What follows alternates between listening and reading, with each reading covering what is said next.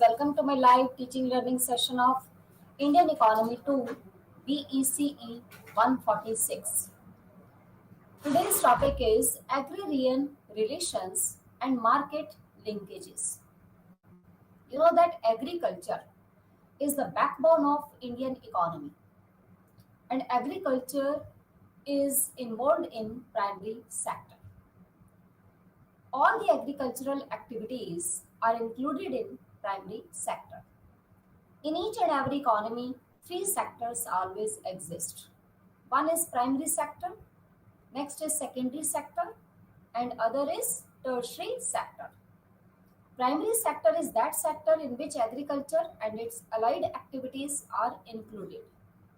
Today we will discuss about agrarian relations.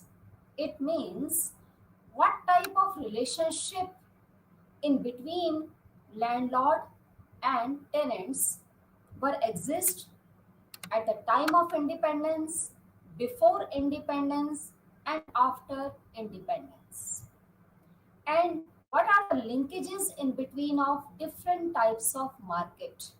You know that there are so many types of market like organized market, unorganized market, formal market, informal market, agriculture marketing. So we will discuss about what is the linkages in between all types of market and what problems agriculture marketing faces and what solution or what remedial measures or steps taken by the government to solve their problems. Now in sequence, we will discuss about first of all introduction, what is agrarian relation, next is conceptual clarification. After that, we will discuss about the concept, clarify the concept, what is the agrarian relations and market linkages, and why we need agricultural reforms, and what type of system were prevailing before independence, during colonial period or British rule time period, and what are the components of agrarian reforms and how to bring about agrarian reforms. It means how we can do more agricultural reforms so that agriculture productivity can increase and food self-sufficiency and India become self-sufficient in food grains. And next is conclusion. So let us start from the first topic, agrarian structure. First of all, सबसे पहले in this context, what is the meaning of agrarian structure? Agrarian structure is called the network of relations among the various groups of persons who draw their livelihood from the soil. As we know that in India at present, more than half of the country people still dependent upon agriculture sector for their livelihood. And at the time of independence, near about 72% people were engaged in agricultural activities. In what form income from the soil is obtained? We know that four factors of production always we need for producing any type of goods and services. These four types of productions are: one is land, second is labor, third is capital, and fourth is entrepreneur. Land is the most important factor of production. Without land, we can't produce any commodity. And the reward for using land is rent. If we are using land, uh, if we don't have our personal land area, then we will take uh, land on rent. Then we have to pay rent to landlord. In what form income from the soil is obtained?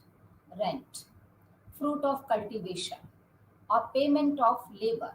The reward for using labor is wages.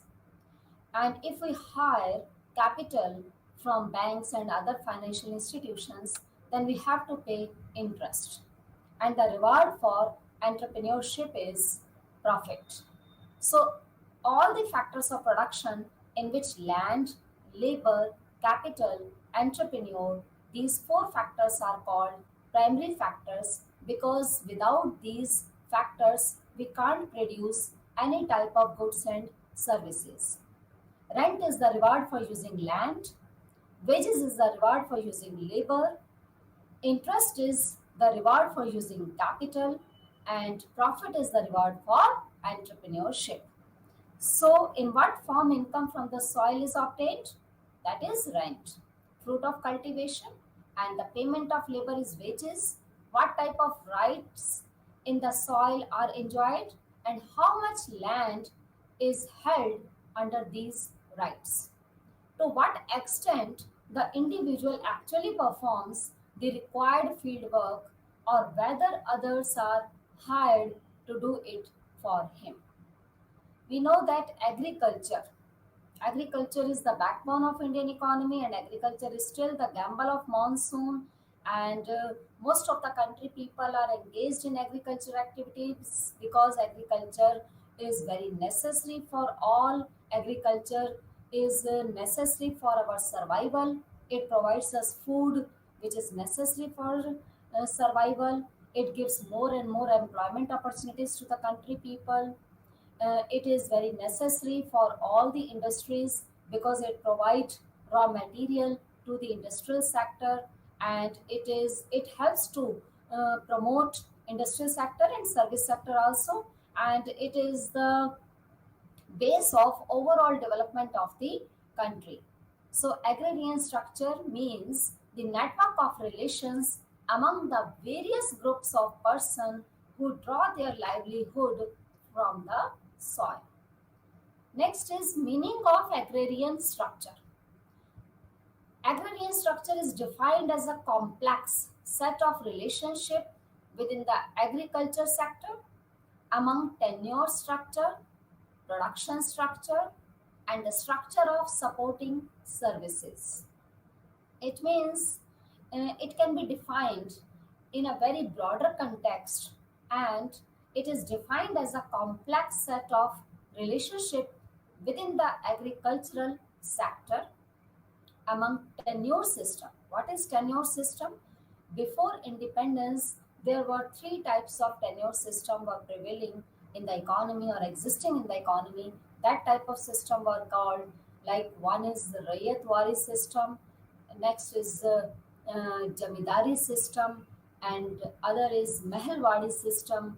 And what is the type of production structure and the structure of all supporting services which supports agriculture sector? It means agrarian structure is the combination of all these structure: agriculture sector, tenure structure, production structure, and the structure of supporting services.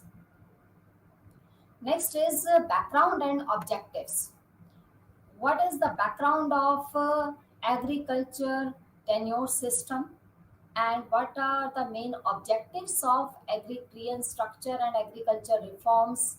At the time of independence, India inherited a feudal agrarian structure in which the land rights were concentrated in the hands of a few parasitic landlords, while actual cultivators or tenants did not have any right or security of tenure. This was an inefficient, unequal, and unjust structure.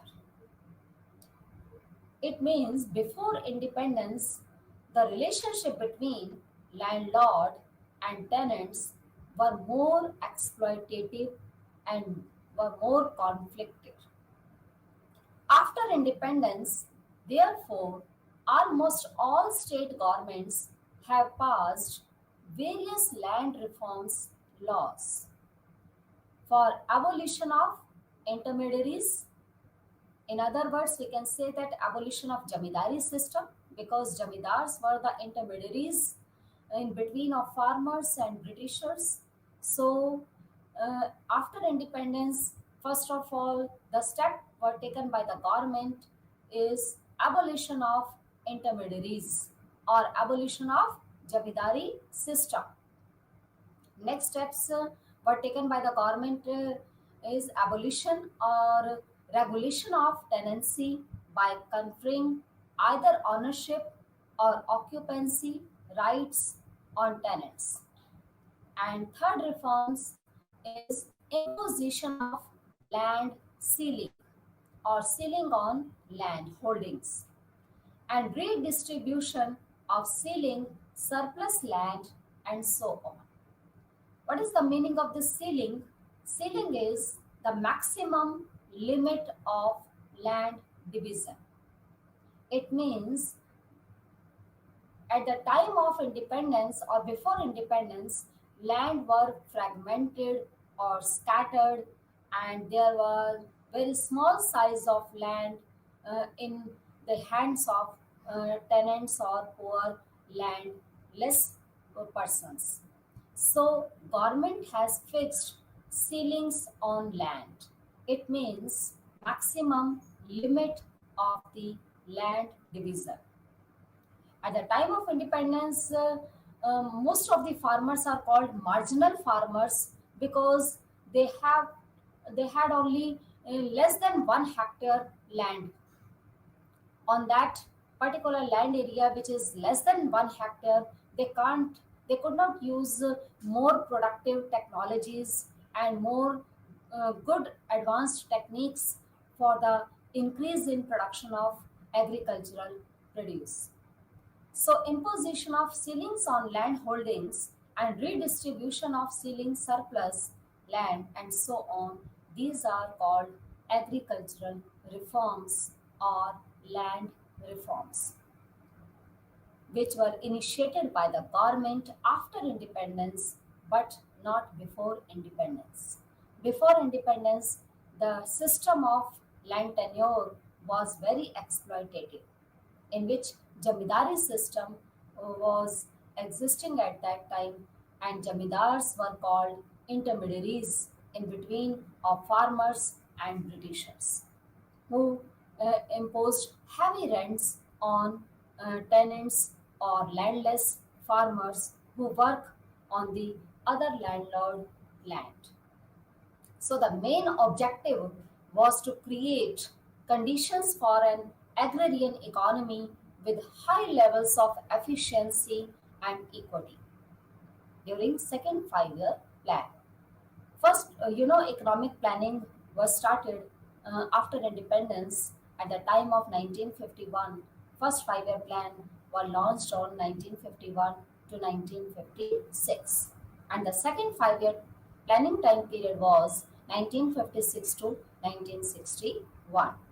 So, this is the background and objectives of agriculture reforms or land reforms and what type of land tenure system existing at the time of independence or before independence and what system uh, was initiated by the government after independence to improve this tenure system or agrarian reforms.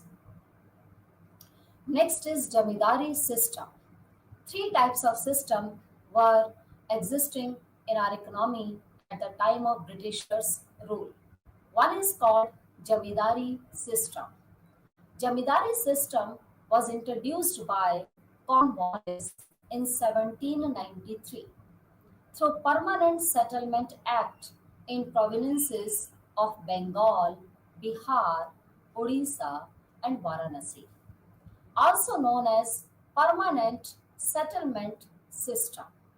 Jamidari system is also called permanent settlement system.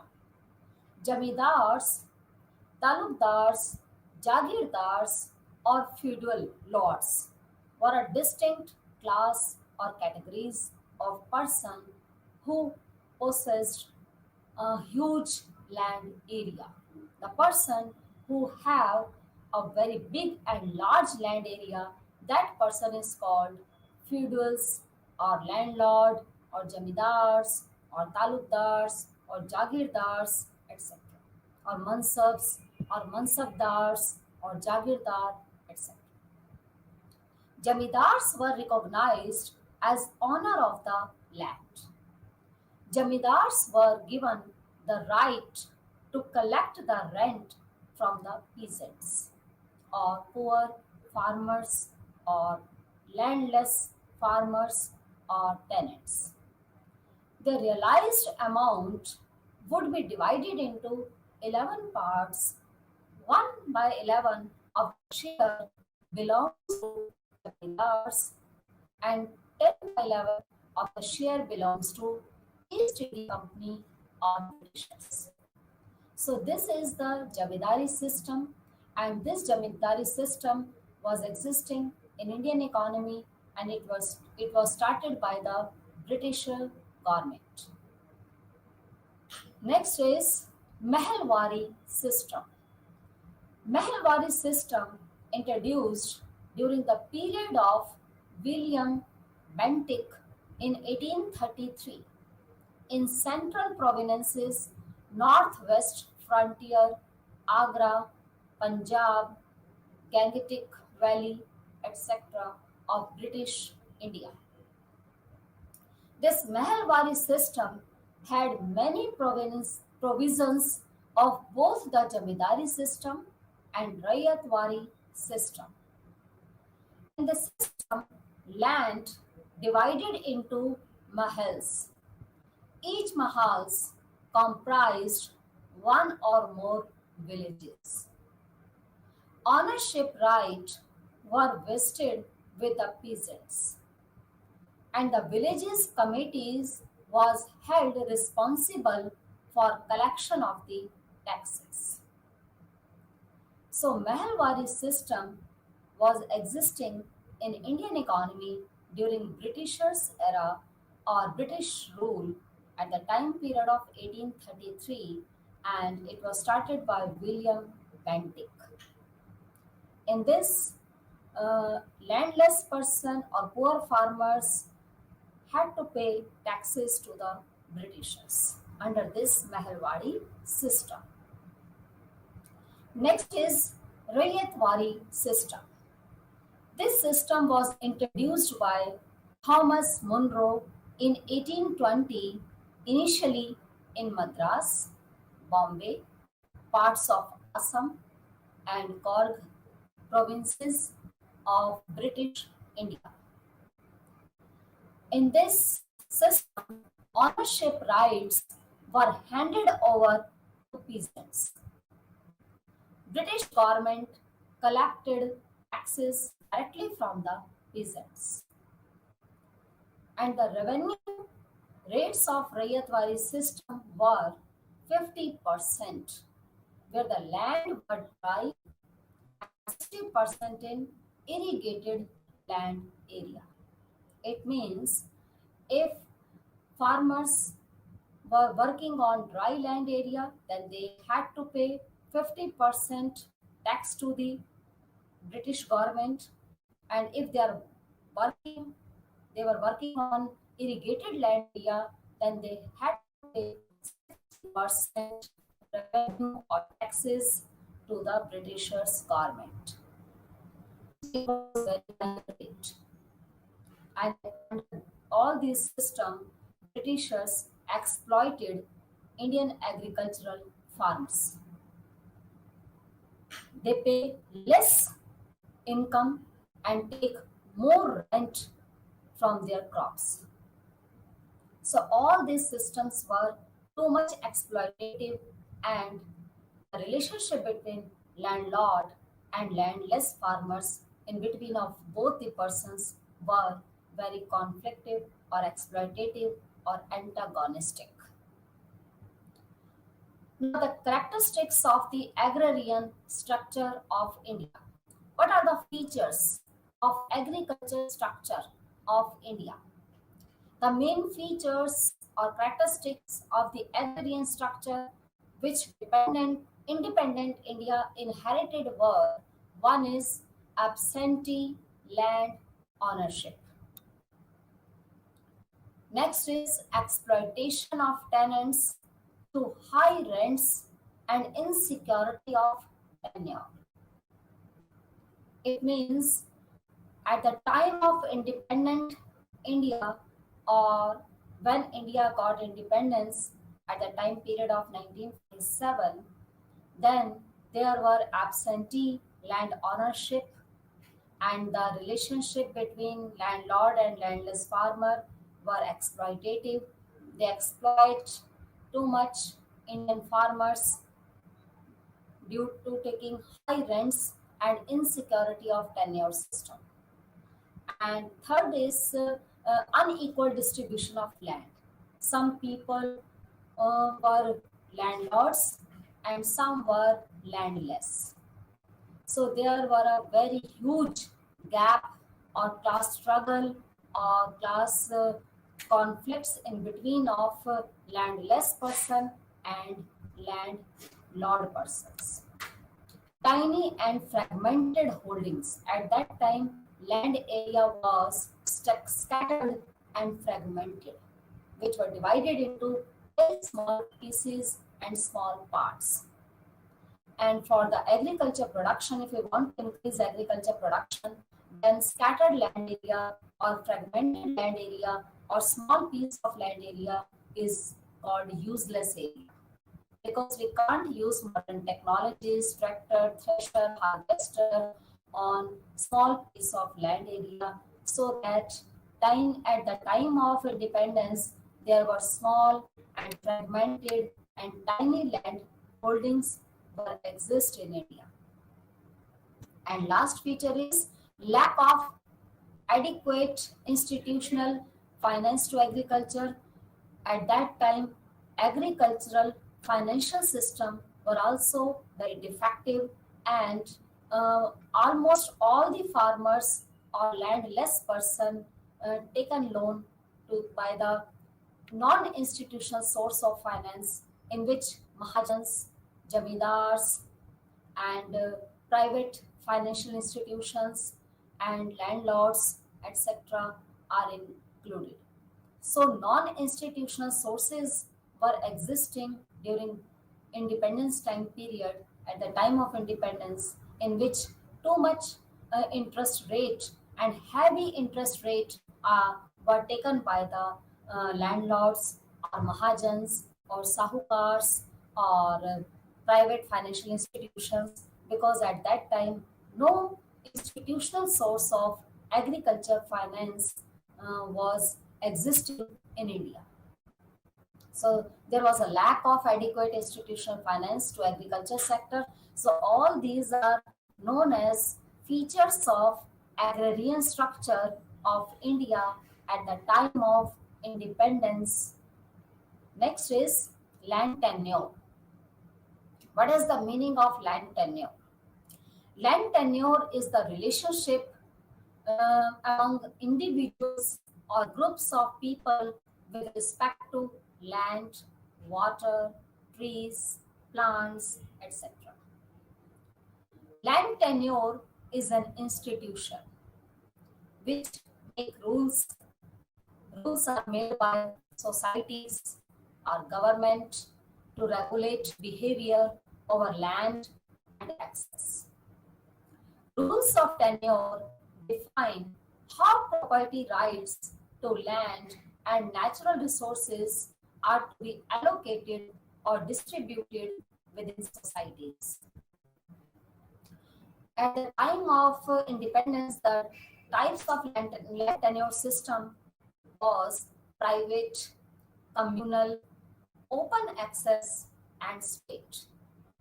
So this is the definition of land tenure. Land tenure actually show the relationship between or among the individuals or different groups of people with respect to land or other natural resources. And land tenure is an institution. In other words, we can say that it is an institution who made rules for the societies to regulate behavior over land and access. And land tenure system may be private, land tenure system may be communal, may be open access and state. So this is the main definition of land tenure. Next is features of an ideal land tenure system. What is the main features or characteristics of ideal. Ideal means real or actual or which should be exist at present. That is called ideal or optimal or which provide maximum benefit to landless farmers or marginal farmers or poor farmers or tenants who work on the other person's land area who don't have own land area. They are called tenants or poor farmers or marginal farmers. So, what steps and what uh, features should be exist in ideal land reforms system or land tenure system? That is, one is reasonable rent should be recovered. It means reasonable rent should be paid by the government or by the landlord so that exploitative behavior or exploitation can be second is persons take specific and permanent right over land. This farmer should have freedom to transfer his land. Farmer should give more freedom so that they can transfer their land area to other persons or other poor farmers. Fourth, limits of litigation should be clearly specified. Next, rent should be elastic. It means rent should not be rigid or should not be more static in nature. It must be flexible.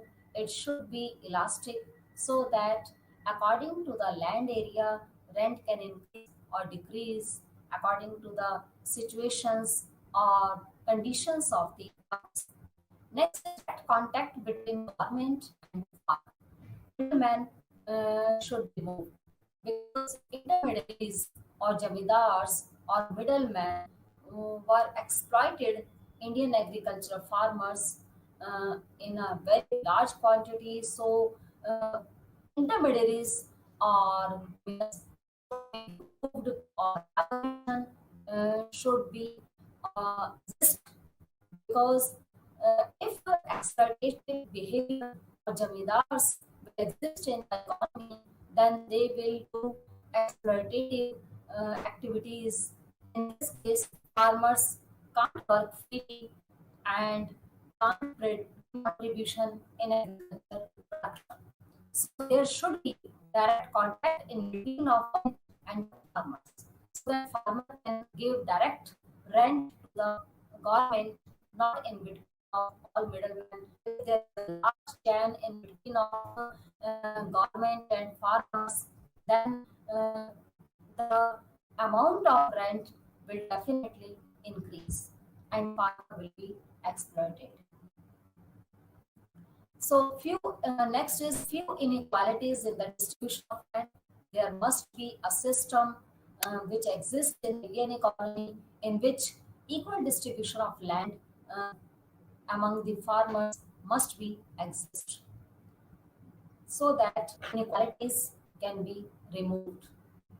So these are the features of ideal land tenure system. Next is need of land reforms in India. Why India need land reform system and are the causes, what are the main causes behind this? Why we need of land reforms in India? First of all, we must know about what is land reforms and why we need land reform and what steps have been taken by the government during this land reform system or land reform or agricultural reform system. So land reforms may be defined as institutional changes that aim at changing the land relations, favorable to the actual tillers of land and increasing the average farm size of cultivators. The main motive of land reform is the change in the system of relationship between landlord and landless farmers. Second is The main objective of this land reform system is to protect poor and landless persons or tenants and provide the land area to the actual tillers who actually work on the land and put their all efforts to produce more crops and more agricultural production. So, to secure those tillers or those peasants or those tenants who actually work on that land area, so favorable to the actual tillers of land. And next is increasing the average, because government has fixed ceilings of land holdings or division of land, the maximum limit of the land area.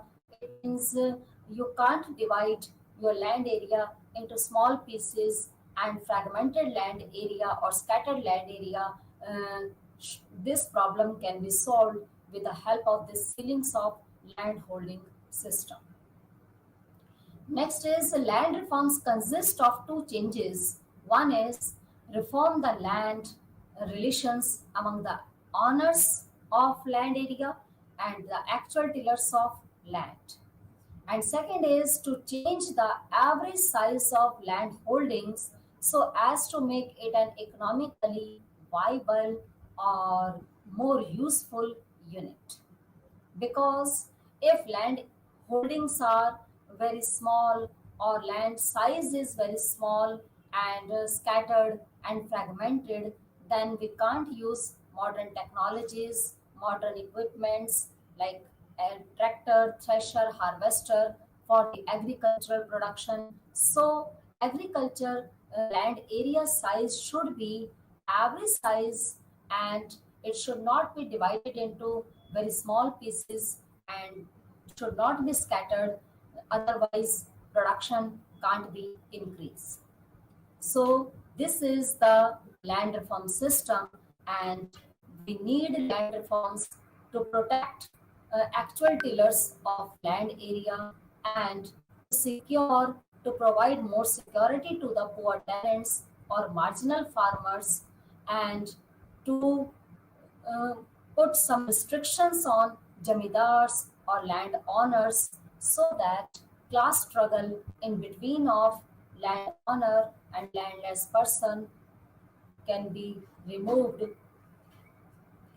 So this is the main purpose behind this land reform system in India. Next is what is the main objectives of land reforms? The main objectives of land reform system is, one is to ensure that there is distributive just in order to create an egalitarian society by eliminating all sort of exploitation. First of all, the main objective of land reform system is to remove exploitative behavior or exploitative system which was started during British era. uh, that system were more exploitative, and poor farmers or poor tenants or landless person were exploited by the landlords or owner of the land or feudals or mahajans or mansabs or jagirdar or uh, jamidars. So this system should be changed, and agriculture tenants or poor farmers should be protected. Next is the main objective of this system is to transfer the income which was concentrated in the hands of a few to many, so that there is a demand for consumer good would be created. Because at that time there were a very large inequality in between of landless person and landlord person. Income, most of the income were concentrated in few hands, who were or who were called landlords or feudals or mansabdars or jagirdars. They had huge income, but poor farmers had very less income. There were very difference between a class struggle in between of higher income people and lower income people. So during this land reform system, the main objective was fixed that to transfer the income which was concentrated in the hands of a few to give many people so that there is a demand for consumer goods would be created. Next objective of land reform system is to help in creating a system of peasants proprietorship with the motto of land to of tiller. It means the main motive of this land reform system is to provide land area to the actual tillers who actually work on land area for the production of agricultural crops, and to provide more and more security to the peasants or tenants so that landlord can't be removed or can't be separated that tenant from their land at any time. And next and last main objective is to help in enhancing the agricultural productivity by improving the conditions of the farmer and tenants. So these are the main objectives of land reforms, which were very necessary at the time of independence and after independence, because without doing this land reforms, we can't increase agriculture production, we can't protect our agriculture farmers, and can't provide securities to the tenants, so that government started this land reform system. And this system was really very good. And due, by adopting this land reform system, the exploitative and antagonistic relationship between a landlord and landless farmer uh, can be removed. Next is land reforms objective. We can uh, explain in terms of this, like to break up the imbalanced concentration of landed wealth in few hands. The main objective of land reform is to provide uh, and to protect poor farmers, and remove inequalities in between of haves and haves not, or rich and poor person, to remove class struggle and class conflicts in between of rich and poor person. So to break up the imbalanced concentration of land owners wealth in few hands. Next is to uplift the peasant class and to improve the condition of poor farmers, poor tenants, or landless person, or marginal farmers, protect their rights and reduce income disparities. Next is increase agriculture production. The main goal of this land reform is to increase agriculture production, and agriculture production can increase if the relationship between landlord and landless person will be good. Next is reduce unemployment, and next is ensure an effective and progressive relationship between owners and tenants. So these are the main objectives of land reform system. Next is uh, the land reform system can be defined in terms of tenant established farm or sharecropping tenancy. There were many type of tenancy reforms started by the government. One is tenant established farm. In this, tenant farmers, this traditional sharecrop system is called tenant farmer cleared the land, planted the maintained on the farm, and solely enjoyed food crops planted as covers crop, and was entitled to two-thirds of the established farm itself. And existing farm, tenant farmer engaged on an existing farm provides labor to maintain and harvest the crops. The tenant was entitled to one half or half of the proceeds. One system were existing at the time of independence, that is called sharecropping tenancy. In this, a partnership between a landlord and a tenant farmer with land and labor as their respective equity contribution. In this, sharecropping tenancy is called. In this system, tenant had to pay their share of their crops which he produce. So, if all tenants adopt this system, share cropping tenancy system, under this system, tenant should pay the rent in form of their cropping system or share cropping. It means if a bumper crop produced, then tenant will pay more rent to the landlord, and if there is any damage in cropping system, and if a very less uh, crop grow, then tenant will pay less rent to the landlord. So there are so many types of tenancy system were existing at that time. One is tenancy system in which you in a simple example, if we hire a, uh house, if a tenant will pay rent, it means one is called fixed rent system and other is called share cropping system. Rent can be paid as in form of fixed rent system and share cropping system. If you adopt this system fixed rent, it means either crops grow or not, you have to pay fixed amount of rent to the landlord. But in the on the other hand, if you adopt this sharecropping tenancy system, then you will pay only at that time rent when the bumper crop will produce. Then you will pay rent. Otherwise, if there is a damage in cropping system, then you will not be liable to pay rent to the landlord. So these are the two systems. One is fixed rent system and other is share cropping system, in which tenant can follow or can adopt any type of system which mutually contracted in between of landlord and tenant. Next is reasons for land reforms failure, and why these land reform system failure.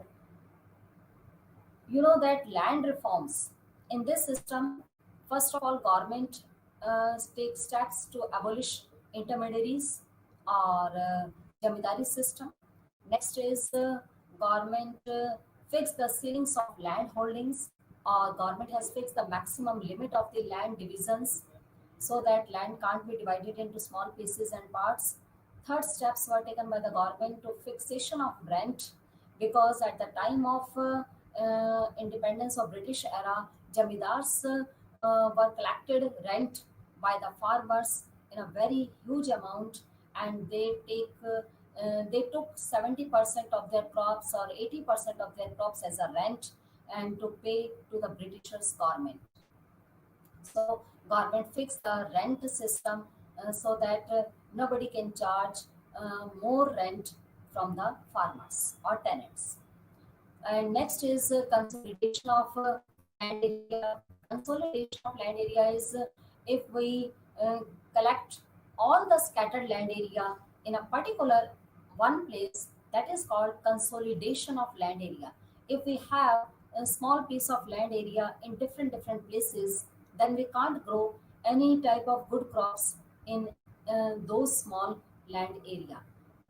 Under the system of consolidation of land holdings, government provided uh, big land area or large land area to that farmer or that person who has very less land area in a different places. If we combined that land area and provided to poor farmer at a particular one place, then farmer can use modern technologies, modern equipments for increase in agriculture production.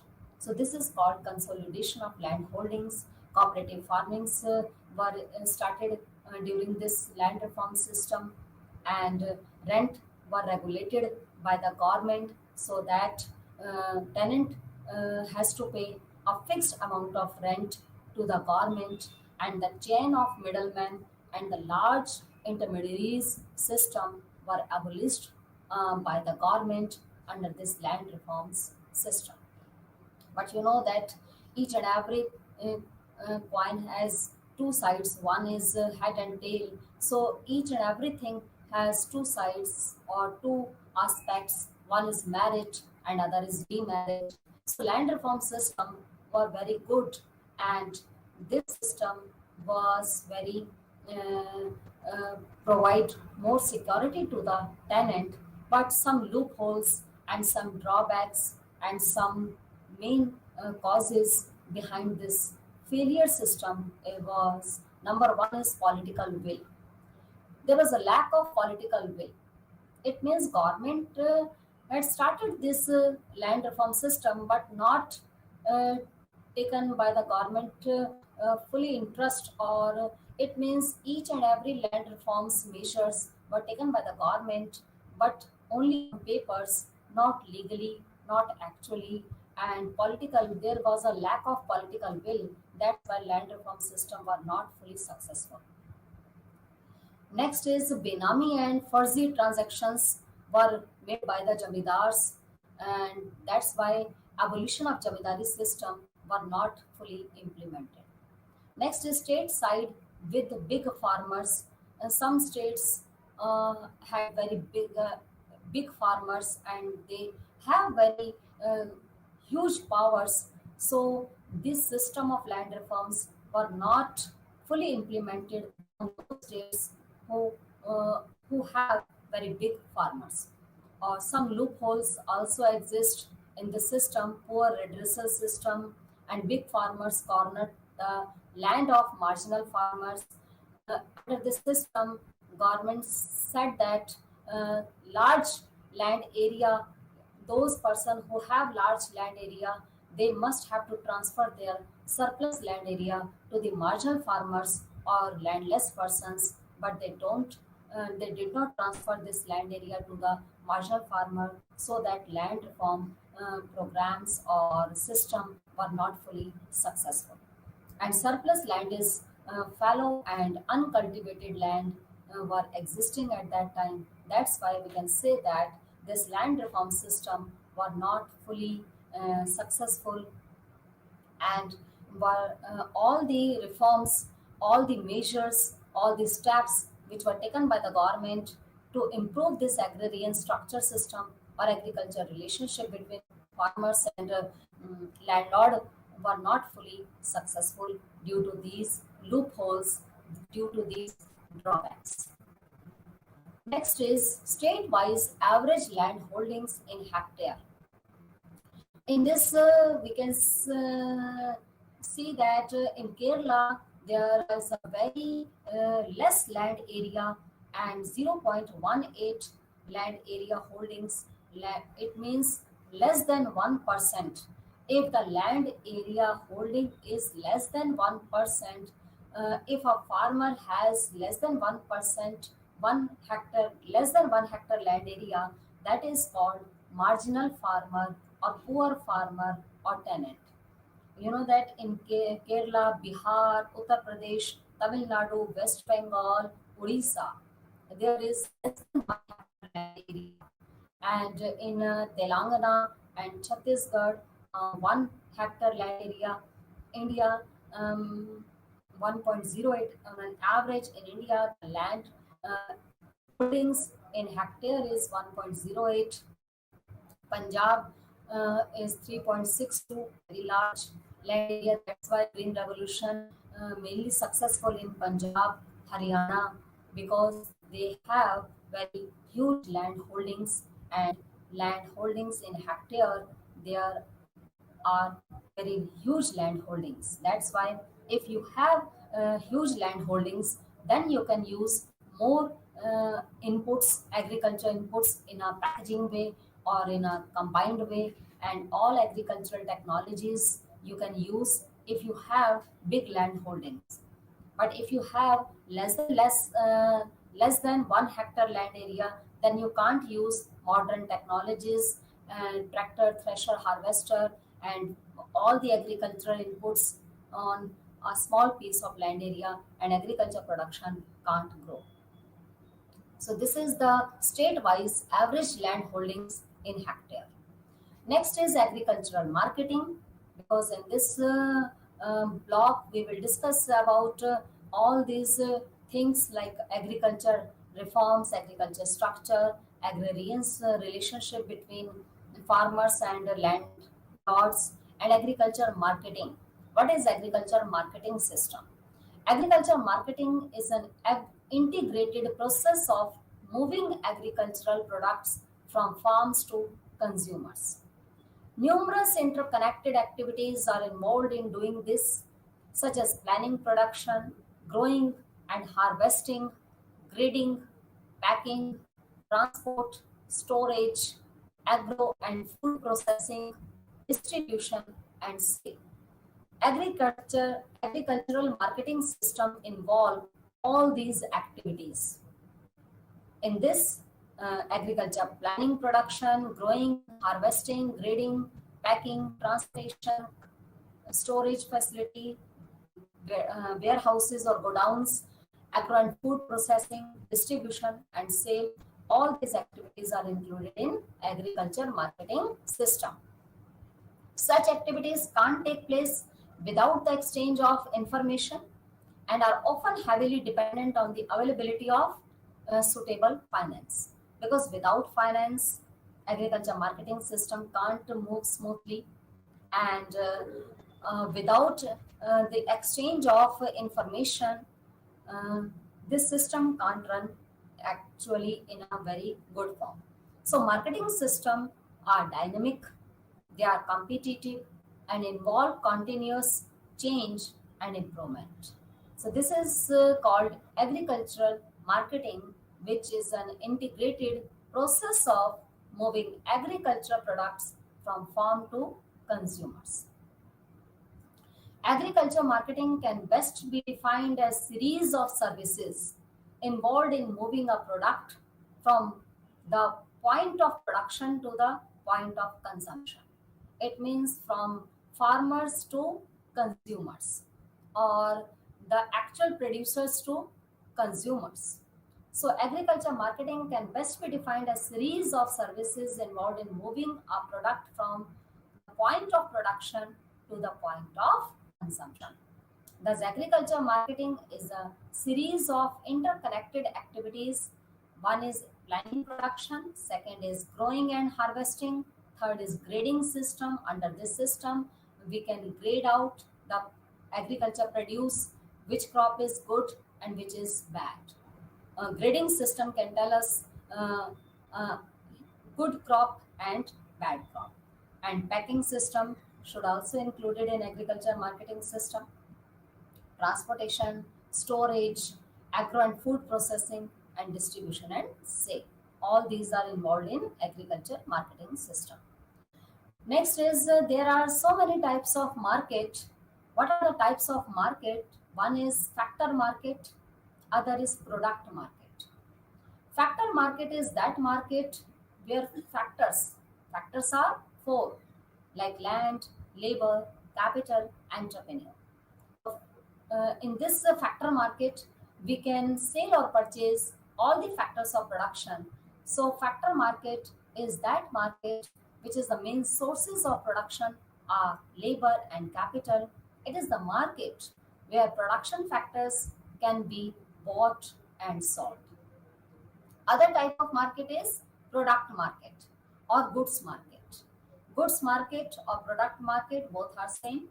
Product market is that market which is actually called goods market.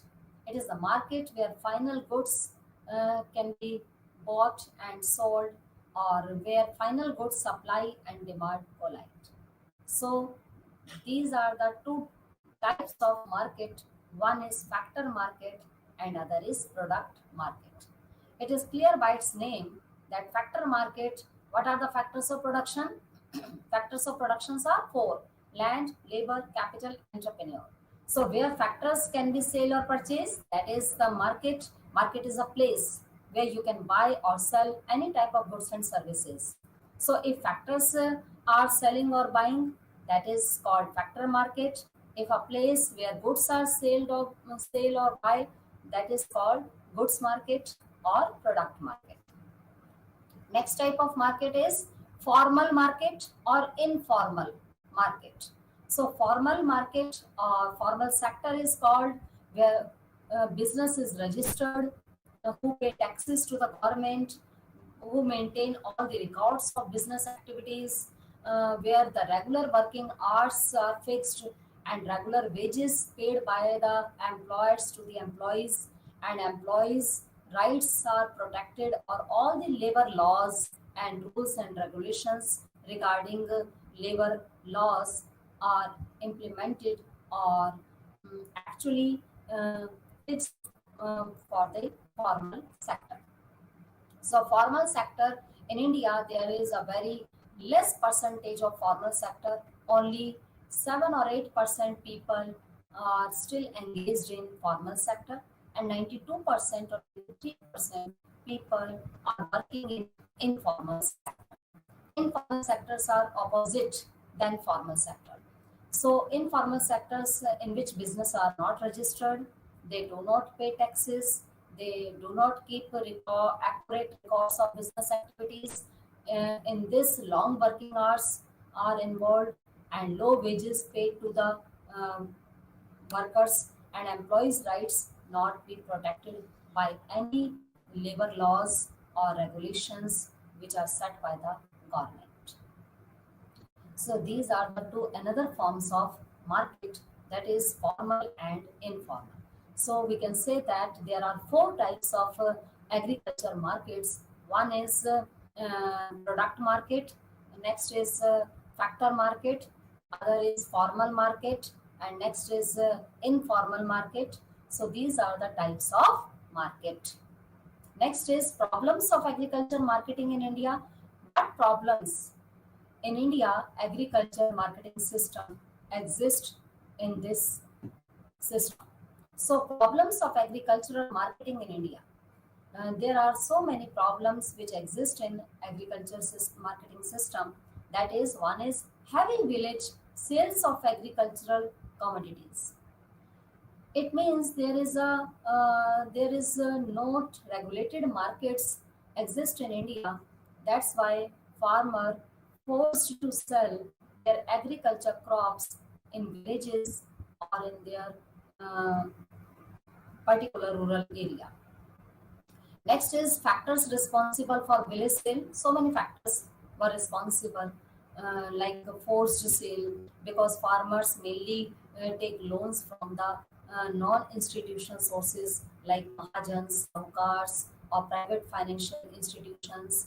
They who provide short-term loans to the farmers, so that farmer has to pay more um, more interest and has to pay uh, their loan actually, so that they are forced to sell their crops to the mahajans or sahukars. So that's why they sell their products in villages also, and they can't sell their product in urban areas, and they can't get good amount of their crops from selling their crops in urban areas. They are forced to sell in villages for paying immediately or uh, to the land to the mahajans or sahukars. From those they were taken loan.